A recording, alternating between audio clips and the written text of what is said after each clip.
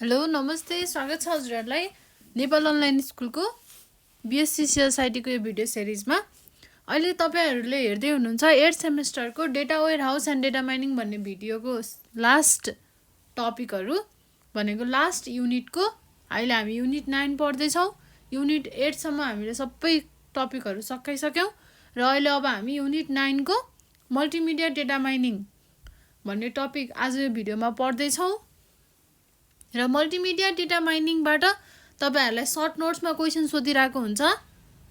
कहिलेकाहीँ multimedia data mining भनेर पनि सोध्छ, कहिलेकाहीँ what are the methods of mining multimedia database भनेर पनि सोधिरहेको हुन्छ। यसलाई or methods of mining multimedia database भनेर पनि सोधिरहेको हुन्छ।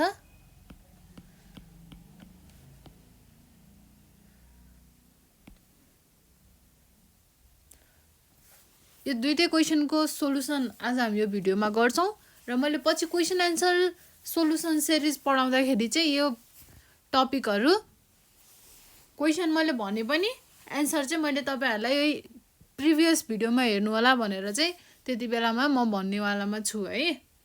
त्यही भएर म अहिले गराउँछु। ल अब हामी सिधै टपिकमा जाउँ। मल्टिमिडिया डेटा माइनिङ भनेको के हो? मल्टिमिडिया डेटा माइनिङ भनेको के हो त भनेको मल्टिमिडिया भित्र के पर्छ त? के डेटाहरू पर्छ भन्दा इमेजको कुरा पर्छ, ग्राफिक्सको कुरा पर्छ, भिडियो, अडियो, टेक्स्ट डकुमेन्ट हैन, स्पीच, हाइपरलिंक, हाइपर टेक्स्टहरू सरी एभ्रिथिङ पर्छ मल्टिमिडिया भित्र।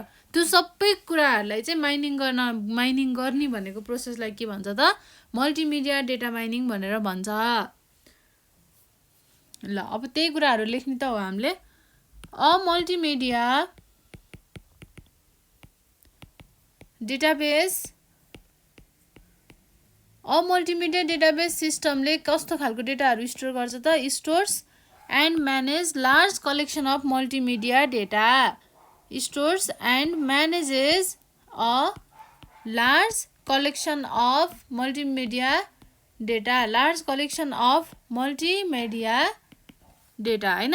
मल्टिमिडिया डेटाहरू हुन्छ कस्तो खालको डेटाहरू हुन्छ त? सच एज टेक्स्ट हुन्छ, अडियो हुन्छ, भिडियो हुन्छ, इमेजको कुराहरू हुन्छ, ग्राफिक्सको कुराहरू हुन्छ हैन। भिडियो, इमेज, ग्राफिक्स, त्यसपछि टेक्स्टको कुराहरू हुन्छ, अनि डकुमेन्टहरू हुन्छ, हाइपर टेक्स्टहरू हुन्छ, अनि स्पीच हुन्छ एटसेट्रा। अब यस्तोले के हुन्छ?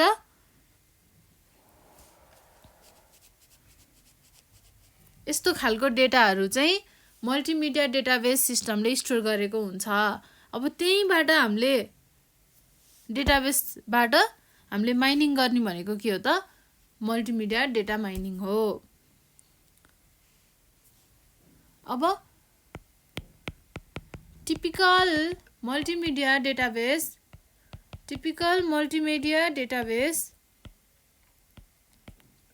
systems include नासाको EOS भनेको यसलाई के भन्छ त? अर्थ अब्जर्भेसन सिस्टम भनेर भन्छ। अर्थ अब्जर्भेसन सिस्टम। अनि अरु के पर्छ त? भेरियस काइन्ड्स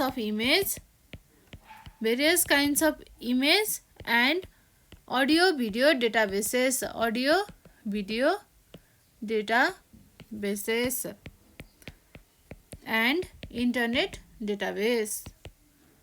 यी कुराहरू पर्छ मल्टिमिडिया डेटाबेस सिस्टम भित्र हैन। अब नर्मली मल्टिमिडिया डेटा माइनिङले चाहिँ केमा फोकस गर्छ त? इमेजको डेटा माइनिङमा फोकस गर्छ। इमेजहरूलाई फोकस गर्छ। अब त्यो कुरालाई चाहिँ हामीले दुईटा किसिममा डिभाइड गरेको हुन्छ। एउटा डिस्क्रिप्सन बेस्ड रिट्राइभल सिस्टम र कन्टेन्ट बेस्ड रिट्राइभल सिस्टम भनेर। अब डिस्क्रिप्सन बेस्ड रिट्राइभल सिस्टममा के हुन्छ? इमेजको डिस्क्रिप्सनहरू जस्तै किवर्ड, क्याप्सन, साइज, अनि कति बेला बनाएको त्यो इमेजलाई टाइम अफ क्रिएसन यस्तै कुराहरू हुन्छ डिस्क्रिप्सनमा चाहिँ। अब कन्टेन्ट बेस्ड रिट्राइभल सिस्टममा के हुन्छ त, त्यो इमेजको कलर होइन, इमेजको कन्टेन्ट, त्यसपछि टेक्स्चरहरू, प्याटर्नहरू, अनि इमेजको टोपोलोजीहरू, अनि त्यो अब्जेक्टहरू हुन्छ इमेजमा, त्यस्तो अब्जेक्टहरूको सेपहरू, कस्तो कस्तो सेपहरू छ, यही कुराहरू, लेआउटहरू, यस्तो कुराहरू चाहिँ के हुन्छ त कन्टेन्ट बेस्ड रिट्राइभल सिस्टमभित्र पर्छ। ल normally multimedia data mining focuses on image data mining, image data mining मा फोकस गर्छ। अब यस्तो खालको सिमिलरिटी सर्चको लागि चाहिँ for similarity searching in multimedia data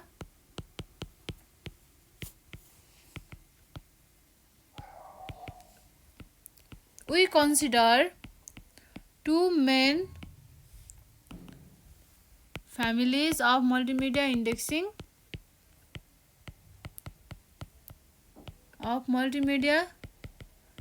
indexing and retrieval systems। ल अब दुईटा के हो त मेन फ्यामिली भन्दा, डिस्क्रिप्सन बेस्ड रिट्राइभल सिस्टम र कन्टेन्ट बेस्ड रिट्राइभल सिस्टम। अब डिस्क्रिप्सन बेस्ड रिट्राइभल सिस्टमभित्र के हुँदो रहेछ, यो भित्र हुने भनेको इमेज डिस्क्रिप्सन हो नि त, इमेजको डिस्क्रिप्सन। अब त्यस्तो सच एज किवर्ड्स, अनि captions, size and time of creation, यस्तो कुराहरू चाहिँ के हुँदो रहेछ डिस्क्रिप्सन बेस्ड रिट्राइभल सिस्टमभित्र हुँदो रहेछ है। अब अर्को भनेको कन्टेन्ट बेस्ड रिट्राइभल सिस्टम। अब यसमा कन्टेन्ट बेस्ड रिट्राइभल सिस्टमभित्र चाहिँ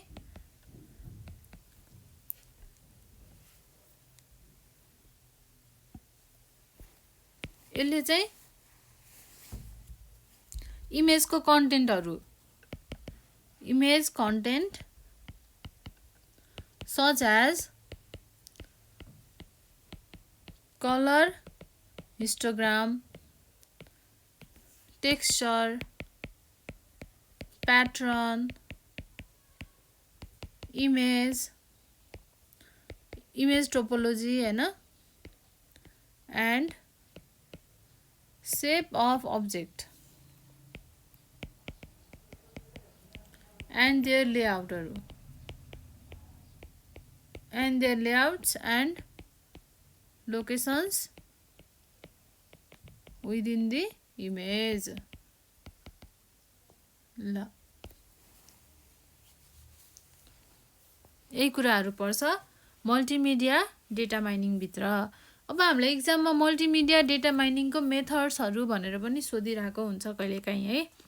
अब त्यो मल्टिमिडिया डेटा माइनिङको मेथड्सहरू के हो त, त्यो हामी पढ्छौँ। Methods of multimedia data mining.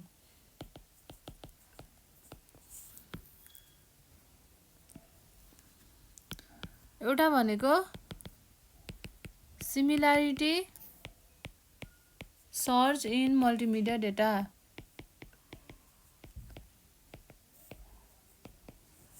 यसरी हामीले गर्न सकिन्छ मल्टिमिडिया डाटा माइनिङ है। अर्को भनेको मल्टिडाइमेन्सनल एनालाइसिसबाट पनि गर्न सकिन्छ।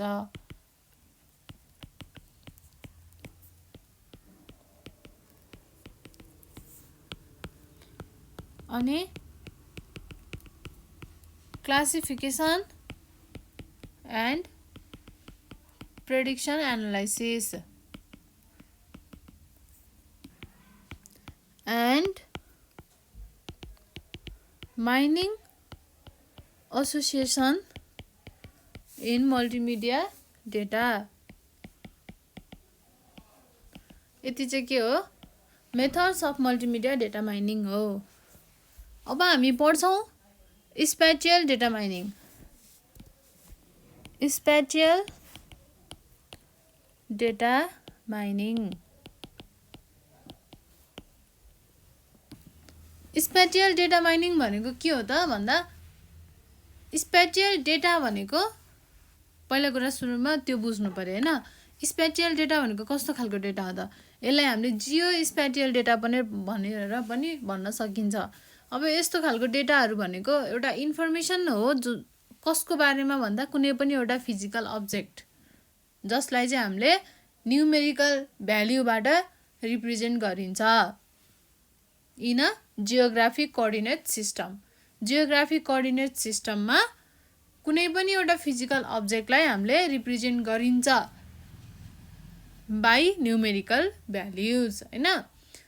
त्यसलाई चाहिँ हामीले के भन्छ, जियो स्पेटियल डेटा भनिन्छ। अब सिम्पली भन्नु पर्दाखेरि स्पेटियल डेटाले चाहिँ कस्तो के कुरालाई रिप्रेजेन्ट गर्छ त, लोकेसन हैन, साइज, त्यसपछि सेप, कुनै पनि अब्जेक्टको यो प्लानेटमा अर्थमा भएको कुनै पनि अब्जेक्टको लोकेसन, सेप, साइज कस्तो छ भन्ने कुरालाई चाहिँ स्पेटियल डेटाले रिप्रेजेन्ट गर्छ। जस्ट इक्जाम्पल बिल्डिङ, लेक, माउन्टेन, हाउसहरू भयो हैन, सी, ओसन हो, यस्तो कुराहरूको सबै चाहिँ पोइन्टहरू, जियोमेट्रिक अब्जेक्टहरूको पनि यसले चाहिँ रिप्रेजेन्टेसन गर्छ। जस्तै पोइन्ट, लाइन, पोलिगन, यस्ता कुराहरू सबै के हो त, स्पेटियल डेटा हो। अब यस्तो खालको स्पेटियल डेटाको माइनिङ गर्नु पर्यो। यस्तो अब हामीले कसरी गरिन्छ त त्यो कुरा हामी पढ्छौँ है त।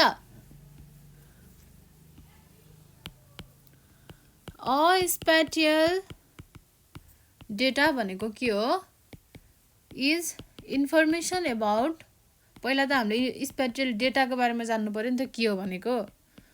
Is information about a physical object that can be represented by numerical values. That can be represented by numerical values in a geographic coordinate system है। अब यसलाई चाहिँ सिम्पली भन्नु पर्दाखेरि, simply spatial data represents the location, size, shape of an object on earth, अर्थमा भएको, such as के हो त, बिल्डिङ, लेक, माउन्टेन एटसेट्रा, यी कुराहरू भयो है। अब स्पेटियल डेटा माइनिङको बारेमा चाहिँ के हो त यो भनेको, यो थाहा हुनु पर्यो है। Spatial database is a database जोसँग चाहिँ यस्तो खालको डेटाहरू हुन्छ, that is optimized for storing and querying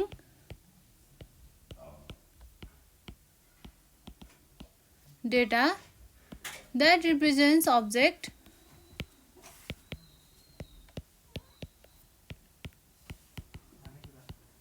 defined in a geometric space. Geometric space. तर कुनै स्पेटियल डेटाबेसहरूले के गर्छ त, कम्प्लेक्स स्ट्रक्चरहरू ह्यान्डल गर्छ, जस्तै 3D अब्जेक्टहरू हैन, अनि टोपोलोजिकल कभरेज, लिनियर नेटवर्कहरू, यिनीहरू चाहिँ स्पेटियल डेटाबेसले कहिलेकाहीँ कम्प्लेक्स स्ट्रक्चर पनि ह्यान्डल गर्छ। सिम्पल लोकेसनको कुरा, त्यसपछि साइजको कुरा, सेपको कुरा मात्र नभएर यसले कम्प्लेक्स स्ट्रक्चरहरू पनि ह्यान्डल गर्छ।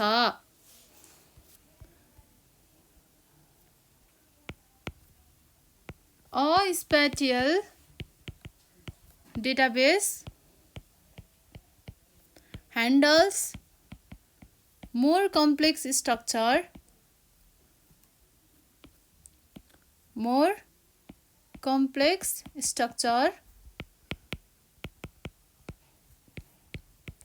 such as 3D objects,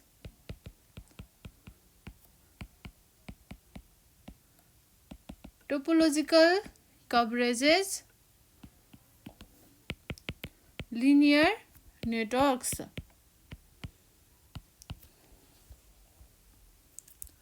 अब यसले चाहिँ स्पेटियल डेटाबेसले कहिलेकाहीँ स्पेस रिलेटेड डेटाहरू स्टोर गर्छ हैन। A spatial database stores a large amount of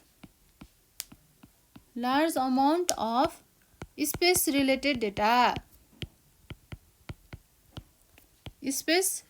data such as maps, त्यसपछि pre-processed remote sensing or medical imaging data।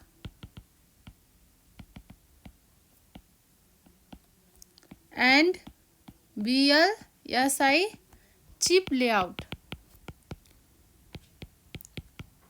यस्ता यस्ता कुराहरू हुन्छ स्पेटियल डेटाबेस भित्र है।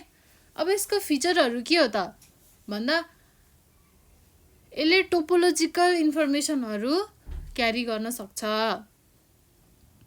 त्यसपछि यसले चाहिँ स्पेटियल डेटा टाइपहरू दिन्छ डेटा मोडल र क्वेरी ल्याङ्ग्वेजमा।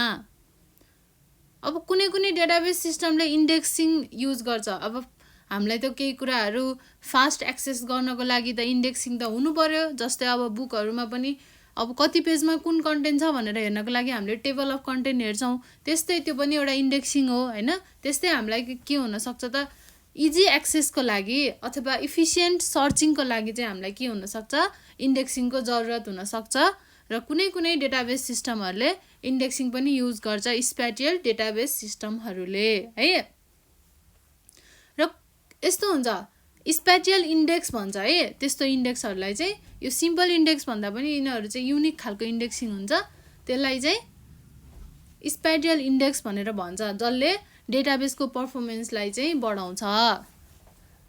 ल अब त्यही कुराहरू लेख्ने हो। Common database systems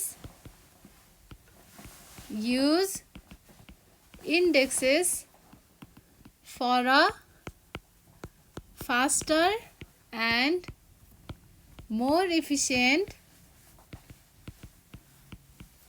search and access of data। This index is not fit for spatial queries। जस्तो पाए त्यस्तै इन्डेक्सिङ फिट हुँदैन किनभने यसले धेरै कम्प्लेक्स डेटाहरू क्यारी गरेको हुन्छ। त्यही भएर स्पेटियल डेटाबेसले चाहिँ एउटा युनिक खालको इन्डेक्सिङ चाहिँ युज गर्छ। Spatial database use something like a unique index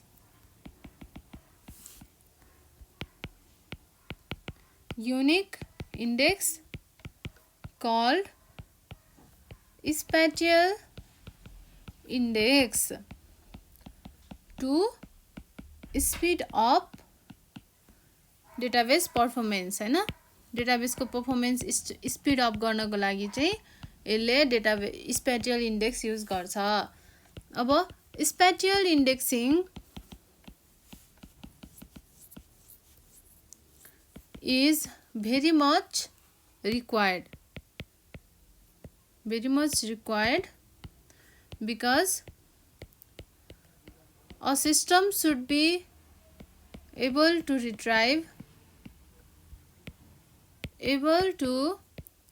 retrieve data from large collection of objects without really searching the whole भन्छ है। हामीलाई पुरै चिज सर्च गर्नलाई कति गाह्रो हुन्छ त। हामीलाई कुनै एउटा टपिक चाहियो एउटा बुकमा हैन भने हामीले त्यो टपिक खोज्नको लागि सबै बुकको फर्स्ट पेजदेखि लास्ट पेजसम्म पल्टाउँदै हेर्नुपर्छ। अब फर्स्टतिरै रहेछ भने त छिटै भेट्टाइन्छ, लास्टतिरको कन्टेन्ट रहेछ भने त लास्टसम्मै पुग्नु पर्यो भनेपछि हामीले होल बुक नै सर्च गर्नु पर्यो। त्यसले गर्दा हामीलाई कति गाह्रो हुन्छ। त्यो भएर गाह्रो नहोस् भनेर चाहिँ हामीले चाहिँ सर्चिङ इन्डेक्सिङको कुराहरू युज गर्छौँ है। अब यो चाहिँ तपाईहरुले फिचर्समा पनि लेख्न सक्नुहुन्छ है। Features of spatial database. Spatial डेटाबेसको फिचर्स भनेर यसरी चाहिँ यो कुराहरू लेख्न सक्नुहुन्छ। अब अर्को छ जियोमेट्रिक और varied अनि नेचुरली हाई डाइमेन्सनल।